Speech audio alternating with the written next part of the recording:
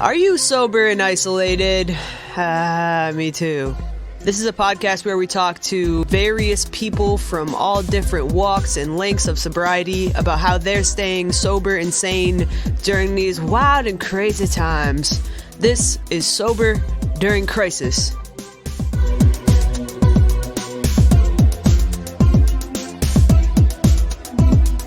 What's going on, everybody? It's your boy, Ange Buxton. And it's still really hard out here for a kid. Except that I'm fully grown and fully sober and fully just accepting that this is hard. And I'm not alone. You're not alone either if you're feeling like butt. This is especially hard if you're trying to give up a problem behavior right now. Like for me, I can't drink. Once I start, I can't stop. And that used to be my favorite, maybe my only coping skill. The sober breaths I'm taking these days are all because of a community that I found of people who also want to stop drinking or using drugs to cope. So if you're here looking for some kind of solace, like dead ass, you're not alone. You're in the right place. Thanks so much for finding us. And for those of you that have been reaching out and saying that this is helping you, just, thank you. Like, on a personal level, that's really helpful for me to feel like I'm doing something good. Okay, so my guest today is actually my second internet stranger, and she was the host in the meeting where I met Joey, our last guest. Great episode, by the way. Definitely go listen to it if you haven't. Kimberlea Masters is the Remote Communities Chair in Northern British Columbia. You might know her as Little Miss Sobriety. Hearing her story and how she ended up living her recovery, I'm talking 4 hours of Zoom a day, 7 days a week, running a sobriety positive clothing line. She's got like 25 million sponsees or whatever. Like the list goes on. It just gives me so much faith in a higher power and faith that working a strong program will give me a life beyond my wildest dreams. There's so much in this episode. I especially want to note that if you host or know somebody who hosts 12-step Zoom meetings, this is definitely the episode for you or the episode to share. Because she talks about basically how to be a troll slayer and keep your Zoom meetings safe and productive. So stick around to hear what happens when you don't give up and the importance of having sober pride. Let's jump into it and learn some stuff together on Sober During Crisis.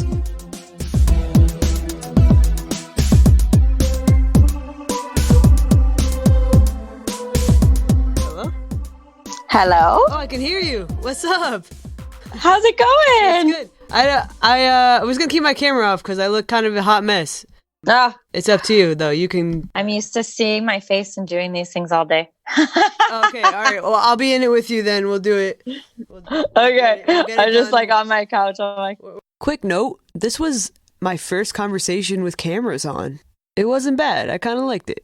My name is Kimberlea Masters, and I'm a recovered alcoholic addict. Word, what's up? I'm Ange, and I'm an alcoholic. I got in touch with you. You were actually the first smiling face I saw when I ended up in that meeting, and you reaching out to me feels dope to be on the podcast. I feel like joining that meeting, anyone's going to automatically feel welcome. Thank you. How's it going? It's going amazing. I'm super, super busy. Amazing being stuck at home in isolation, but being probably one of the busiest girls in Vancouver. Hell yeah. Oh, wait, you're in Canada. I'm in Canada. Oh my God. That's so cool. I'm not. I'm in Massachusetts, which I think the climate's pretty similar. So how did you end up in that? Was that just your home group and now it's just humongous or? No, so I'm the Remote Communities Chair. And we started a meeting a long time ago just to support people that were in Northern British Columbia in recovery.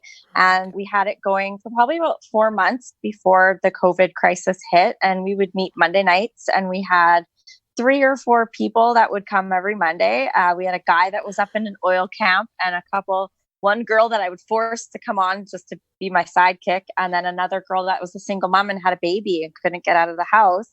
And it was the 4 of us for 4 or 5 months. And I would announce the meeting everywhere and everyone would be like, oh, there's Kimberlea announcing her meeting again. And I was trying to get people to support it. I think the most we ever got on was a snowstorm. We had 20 people on the meeting.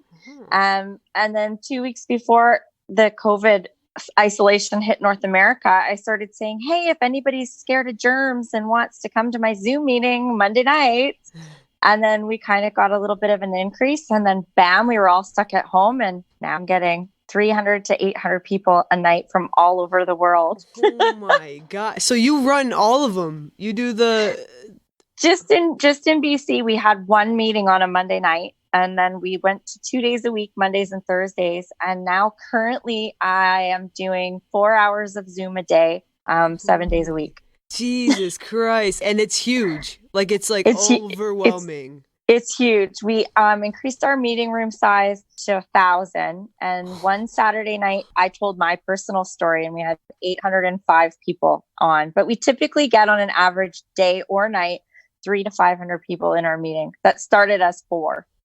Oh my, like 4, 1, 2, 3, 4. Like that's 4 including me. Yeah. Oh my, wow. There was only one day in the entire months before that it was just me.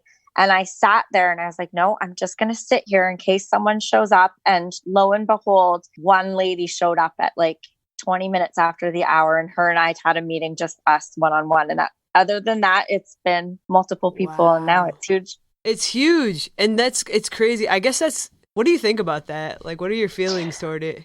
For me, I'm a believer in God. Through my recovery and working a 12-step program, I have found God. And I just think God cast me in this role a long time ago, and he knew that I had the tenacity to do this and to pull it off. And so he started me on this journey all those months ago to prepare me for the big show, because he knew that this was going to happen. And I kind of see his fingerprints all over this, where I've had this personality and I would just keep announcing it, even though people were laughing at me. And I was like, I'm in the remote communities committee and we've got this Zoom meeting. And I believed in it because I saw the potential it had to help people, and I stuck with it. And, it's a testament to my recovery and to God that we can become these people. Like, I used to be a very self-centered person, and I would cancel and things to do things for myself. And now, I'm of maximum service to people who I know are shut in, and I'm brought to tears sometimes with the stories of appreciation. And I mean, I just do it because it helps me stay clean and sober. It brings so much love to my heart, and to see how it can affect people is just it's mind blowing. People talk about the ripple effect you can have, and it's just one person can make a big difference, a huge difference. And now I'm getting to share my message with hundreds of people twice a day, and they're sharing it with other people. And it's just that huge ripple in a time when people are in the midst of the darkest time in North America. We have never dealt with anything like this before. Yeah. And I'm able to be this crazy little ray of sunshine in Vancouver and that everybody laughed at for years. And it's just I'm blessed. Oh my God. I can't tell you how beautiful of a story that is in words. This is the kind of thing that if I were in anime, I would just have one single tear appear underneath my eyelid. That's so beautiful. Here you are on the podcast, and for full disclosure to the listeners, I have to say, I think 3 or 4 times had to reschedule with you, and you were always available. It was nuts. I was like, oh, okay, this person is in it, and I was so excited to have you on the show in general. So just thank you. The tenacity showed through there, and I'm so excited for people to hear what you just said, and then also hopefully to even find the meetings for themselves. I feel like it can't possibly get fuller, but apparently it can, up to 1,000 people. That's huge. That's like a concert. It's a recovery concert. It comes with negative consequences. I have gotten some backlash. Obviously, some people, have spoken out against me, and it's just, it comes with it. I know. If you have haters, that's how you know you're doing it right. That's what everybody tells me, and I'm just I don't know. We had some tragedy, and we lost a few people to addiction, and it just really opened my mind to the power of a person's voice. And I met a gentleman here in Vancouver, and he's in the Pride community, and he runs a gay Pride sober event. And we had a conversation last summer. Yeah, it's amazing. That's awesome.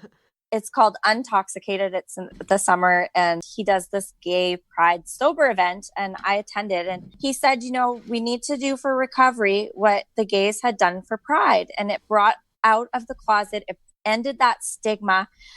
And that really resonated with me, that, we need to end the stigma that surrounds addiction and recovery.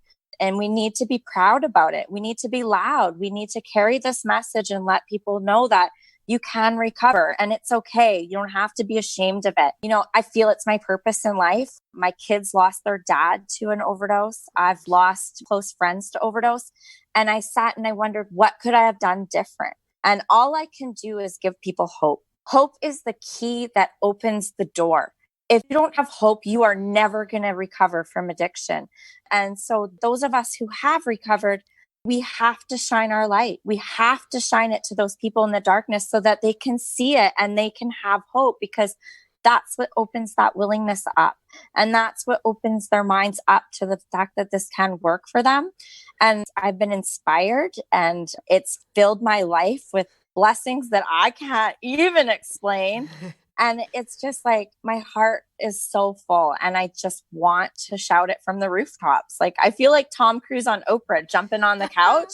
That's how excited I am about recovery. And I can see the ripple effect and how it's working. And like, I've been moved to tears these past 5 weeks. Yeah, I love that analogy with pride but just putting it out into the sunlight. There's such an old time, I would say the old timers who have this idea that you got to be anonymous, attraction, not promotion. And the way that looks in our modern world with the technology we have and the fast-paced lives we're living, it just looks different. You don't have to promote, but there has to be a way to put it out there so people can actually access it and it's in their face. Like, yes, you're an addict. Me too. I'm an alcoholic. I don't have to drink today. I'd love to tell you about why. That's not really out there. It's probably so frustrating for you too, because it grinds my gears the way they show AA and recovery in the movies and in TV. And that's the representation that recovery gets. Like, it's not accurate. Like, no, it's so not inaccurate. And a lot of the 12-step programs, like, they're very old programs. 12-step programs have been around for over 75 years, and they were written when times were a lot different. And if you read the literature from 12-step programs, the literature tells the reasons why they needed to be anonymous back in those days. And it was not because they wanted to hide it. It was because they didn't think they could help the numbers of people that would want what they had. Yeah. And now with technology, I can host a meeting of 1,000 people at once and help multiple people. So I have the ability to share it. There is other reasons to be anonymous in a 12-step program in order to maintain the level that it does work. Because say if I'm in a 12-step program and I rob in a bank and, do something bad, it reflects. Like, look at the postal workers, right? One guy shoots people in a postal uniform and everybody coins the phrase "go postal." So, Facts. I mean, to represent a group, we do have to represent them with a certain level of anonymity. But when it comes to sharing a message of hope, I don't need to be anonymous in that message. I am in recovery. I'm a recovered alcoholic addict. If you would like to know more about how I got there, I'll tell that to you privately. But I just want you to have the hope that you can recover. Oh, I love that so much. The community aspect has been what's worked for me, and that's that's all of the reason why I'm doing this. All the things that worked for me, I don't have access to. And I keep saying I'm dying, which sounds like very like teenager exaggerating, but it's kind of true where like my program is suffering, which means my mental state is like in a word. I'm all over the place, emotionally dysregulated, and all of the things that would normally help me get back to even meditating has kind of lost its luster because I'm not really living a big, fast, fancy life. Not that I was fancy ever, but it's not a high pace, like, oh, don't even have time for a minute of silence with myself. I have plenty of time. And so what I'm missing is that like connection to others. That was the thing that I had a lot of before. And now I don't. And so how do we do that and still maintain healthy distance? Well, you got to use technology. You got to have Zoom meetings. And that's what technology was made for, connection. Yeah. It's so funny because we've been using all of these technologies for years and years and years. And now we're actually being forced to use them for what they were intended to do. Society had taken things like Facebook, Instagram, and Snapchat and whatever else, and they were using it in selfish and ego-filling ways.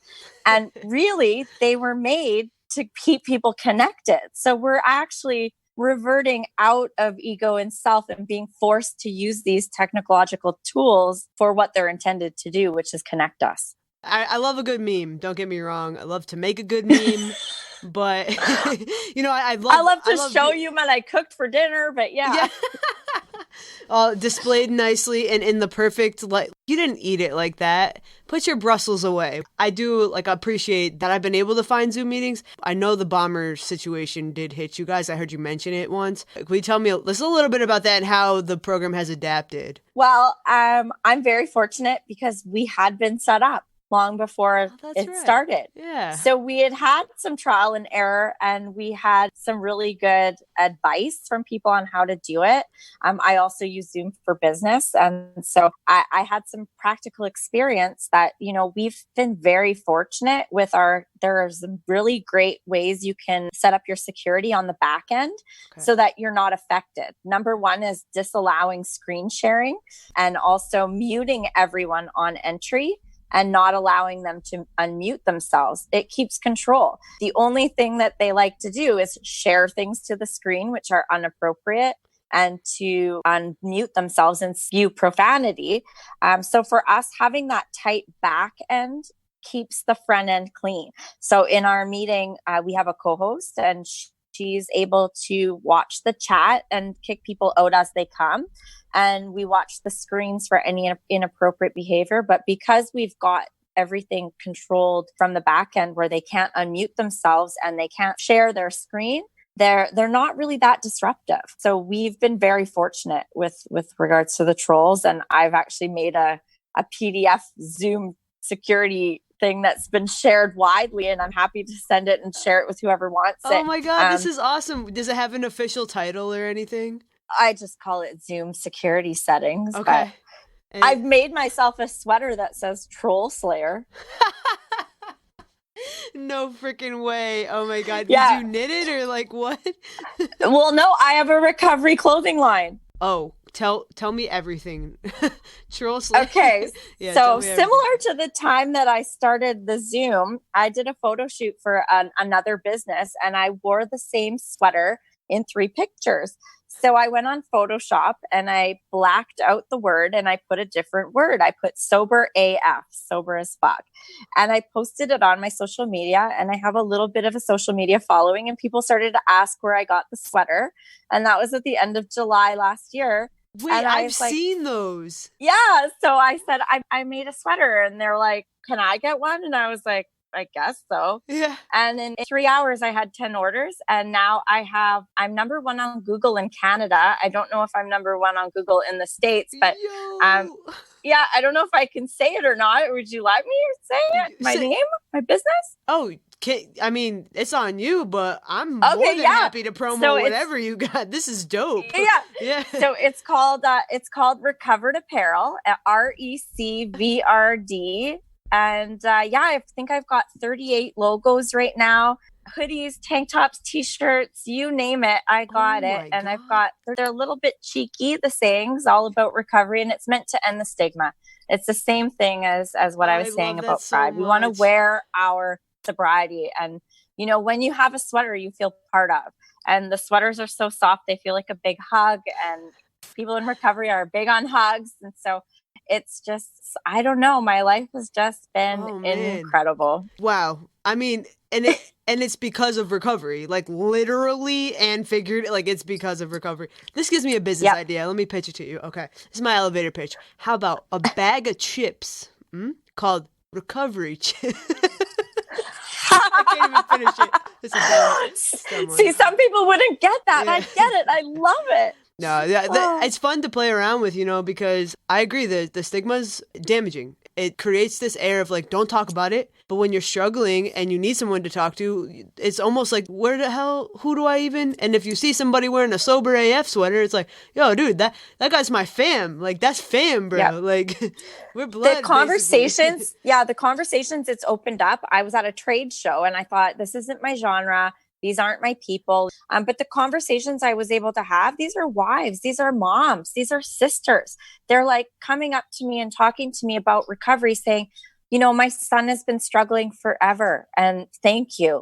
And being able to offer them resources as a result. We have a page of resources on the website as well. It's just the conversations that are being had need to be had. Let's bring it out of the darkness, end the stigma. It's okay to be an addict or an alcoholic in recovery. It's awesome, actually. Yeah. And that you're willing to say, like, in fact, here's how everyone else can keep their Zoom meetings free of trolls.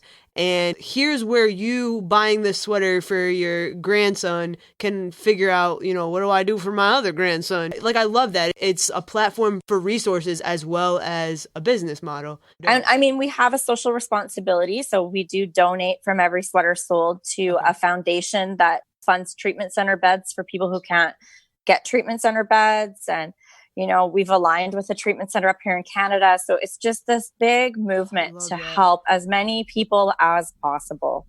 You know, sobriety is awesome. Recovery is possible. You know, I'm not at this place yet with the podcast. I worry, I'm like, if this starts being a thing that maybe could be monetized, I don't want people to think, I mean, that's got to be a tough line to walk. Like, how do you walk that line between having people think you're using your recovery selfishly for your own financial gain and you knowing this is the way out of the hole we're in? Like, what do you say to the haters? Well, of course, that has come up. And right. I actually really appreciate you asking that question because people are like, you're making money off your recovery. I'm like, yeah, but my business, my recovery clothing line has allowed me to quit my job as a corporate accountant. So I get to work recovery 24/7 at home. I have a lot of people that I support through my 12-step program.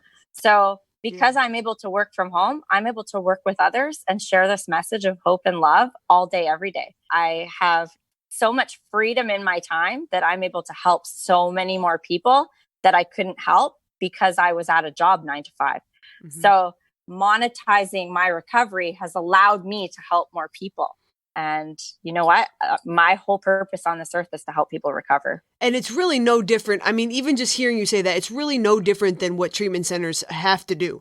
You know, that's right. And a lot of times it's way sketchier. I know about some terrible stuff happening down in Florida, just in general, but also related to treatment centers. Yep. Florida is a special place. But I know for a fact that treatment centers do take advantage of people or kind of put them in that cycle sometimes, some of them.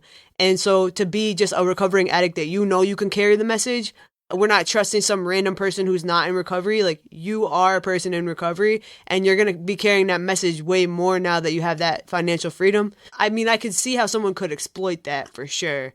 Yeah. But I feel like as long as we can call out scams and be like, don't support, because you know, Amazon be like, they'll have like Amazon Choice and it's like some random person in Finland just like throwing sober AF on a hoodie and underselling you or whatever. Yeah. We have a right to kind of keep at least if we're going to have financial backing, keep it within our community. That's why it was so important to have that social responsibility part of my business and to give back from the sales, right?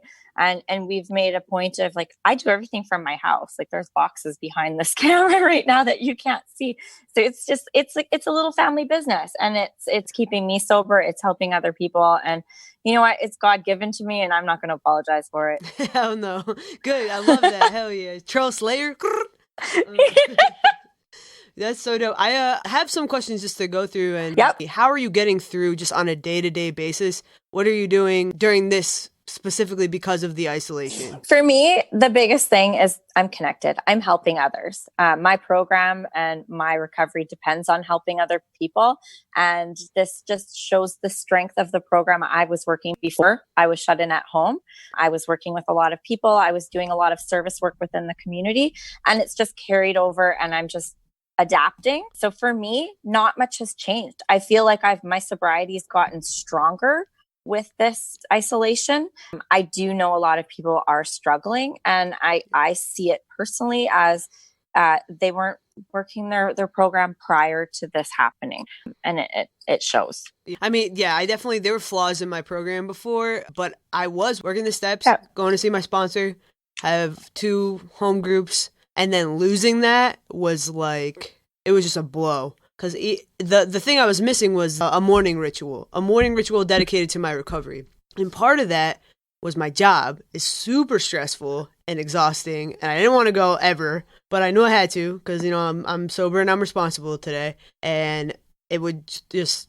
It was basically torture trying to get out the door. Like, I would get out the door, I'm in the car, and I'm like, God, keep me sober, I guess, or whatever. You know, it's kind of like a half-ass, like, God damn, this job is so terrible. But I'm a teacher, so it's not that the job itself is good, but it's, yes, exactly. It's very hard. So having this time to step back and say, like, holy crap, like, I have to be passing on the message more has been really good for me.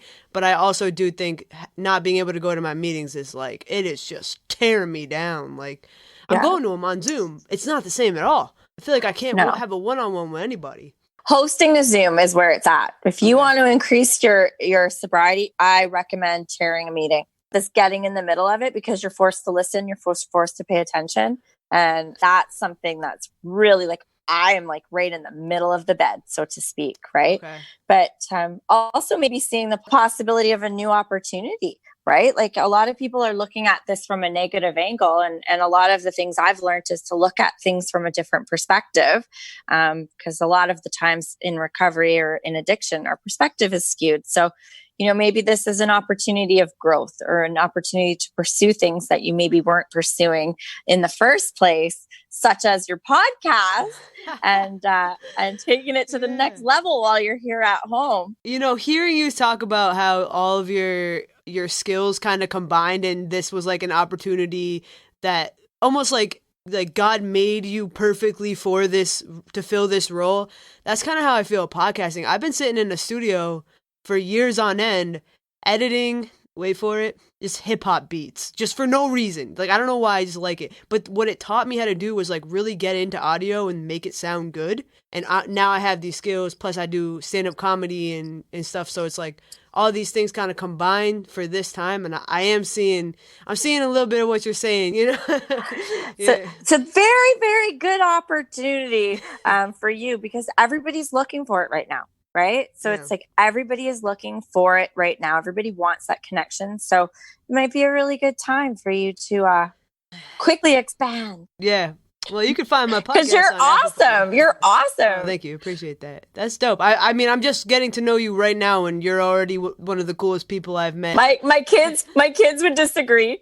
Oh, well, you know what? They're probably the same age as some of my students. So what they need is some discipline. Yes. Oh, man. And my other question is just kind of focused around advice for newcomers. I hear you saying, focus on the positive, look at this for room to growth. Are there any other things or resources you would have for newcomers? Well, definitely for newcomers, find what works for you and work it. Find someone who's got their light on. I was told when I came into a 12-step program to sponsor and work with a sponsor, but I could never see myself living the life that any of these people have. And right now on these Zooms, like, we have so many people from so many places, and it's like a kid in the candy shop.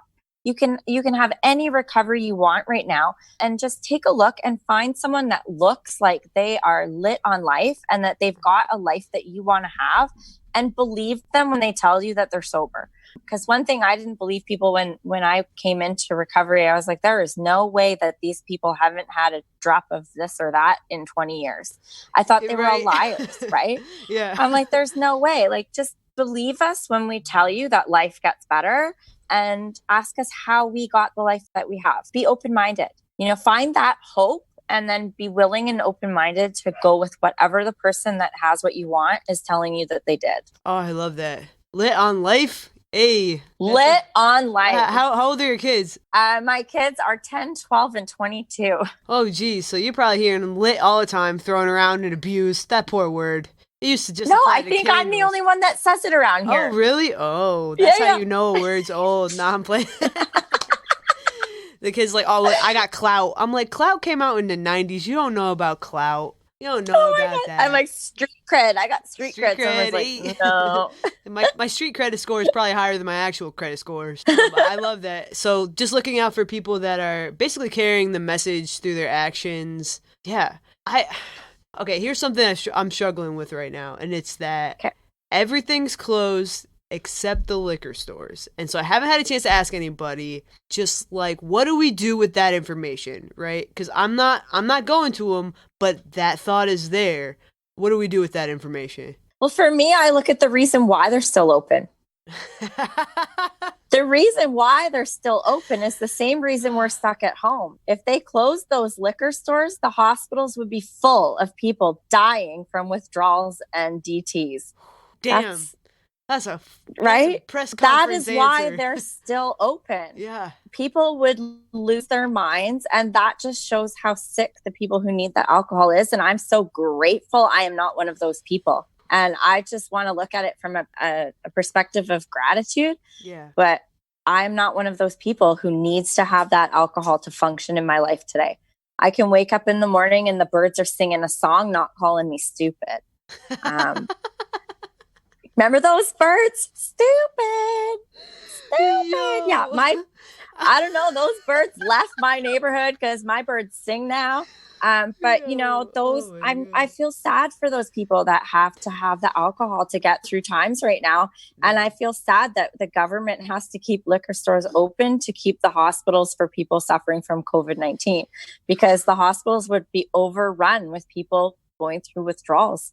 So that shifts my perspective, and it makes me very grateful to be a sober alcoholic addict. Damn, you know, I was real skeptical about asking that question. I was like, this might be a stupid question. I'm really glad I asked it. I damn well know the answer now. Never a stupid question. Hey, maybe a stupid answer. Hey, I don't know. Until you teach high school English, I think there are definitely stupid questions. How many times do I have to tell you? The homework's written right there on the goddamn board, you know? I wouldn't actually cuss. I would be against all of my rules. Yeah, wow, that's some food for thought for sure. Any other things coming?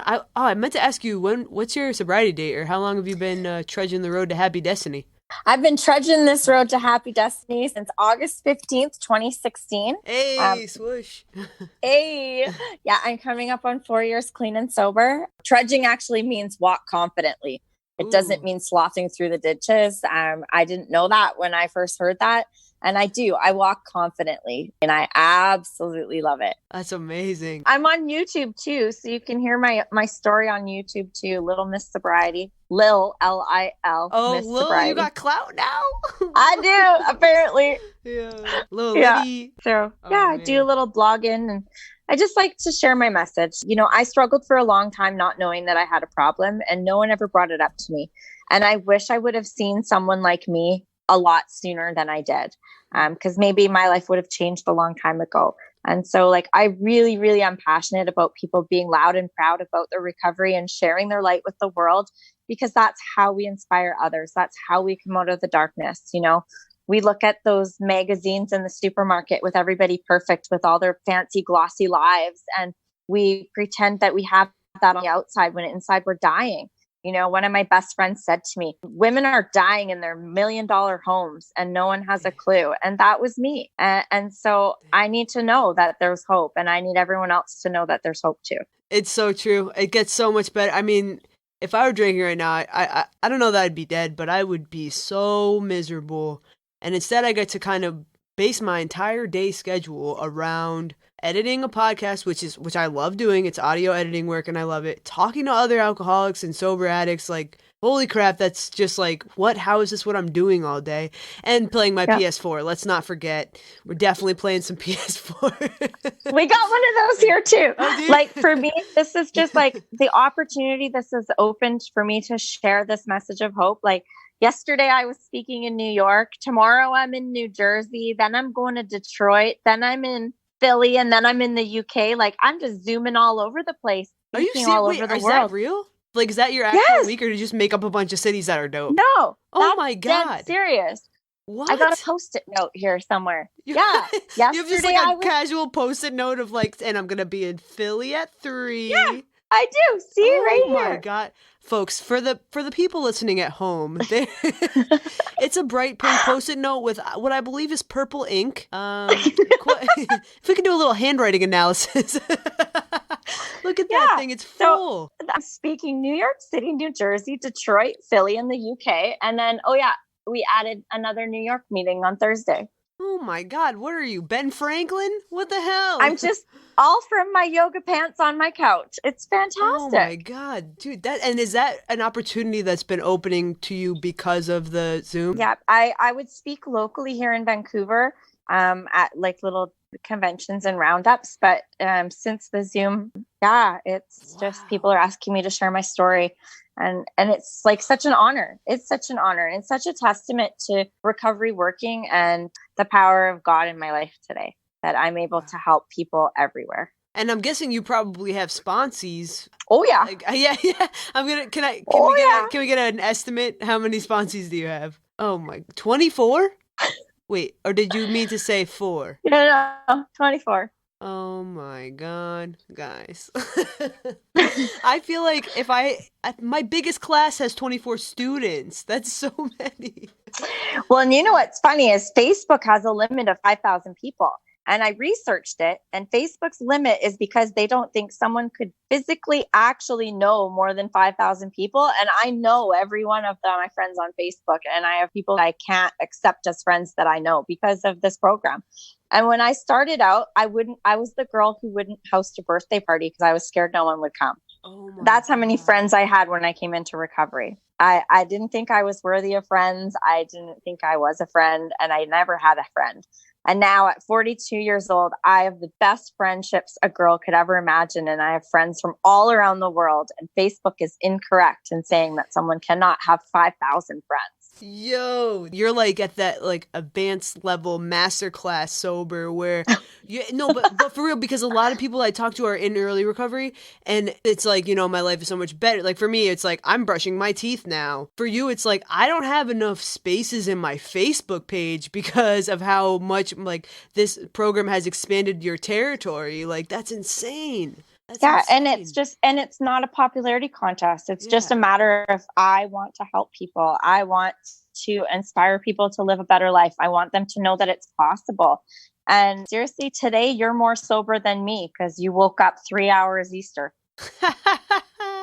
Hey, you don't know. I might have just woke up. You don't know that. This is true. It depends on what time, but it's like we just have today in this program, and what I have today, you can have tomorrow. It's just a matter of applying it to your life. I love that. And I'm glad you said it's not a popularity contest, because if it was, I mean, you'd win, and then it would be, no, I'm just playing with you.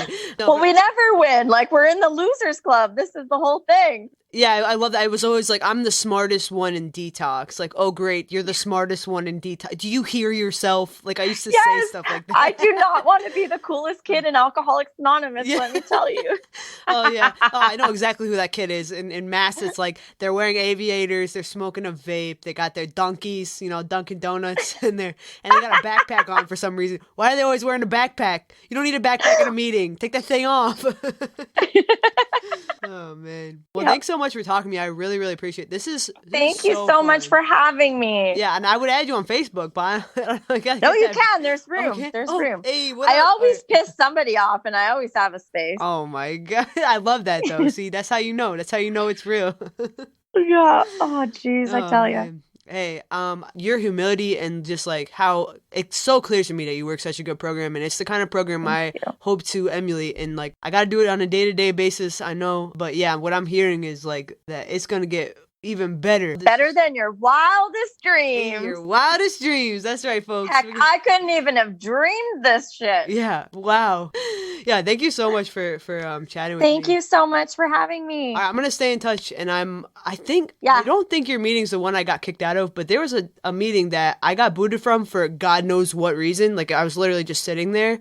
But I don't think it was the one you're... No, it wouldn't be ours, okay. But if you were, you're always allowed back the next day. It resets. Oh, it does? So I tried, and it was like, it didn't let me, but I'll try again and see. It's just tough, because when that happens and like you really need a meeting, and for whatever reason, the host thinks you're being... Like, I think my camera was just dark, and I was just sitting... I don't know.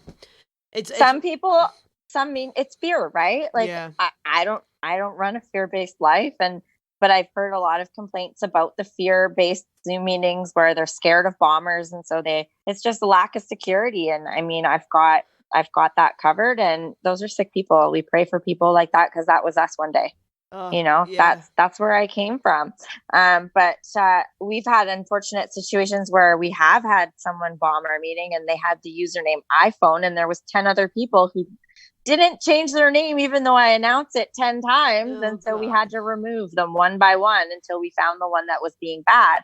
So yeah, when your Zoom hosts tell you to make sure you have a personal username, heed that warning. Yeah, respect the Zoom host or get troll slayed. Yeah. You're gonna get slayed.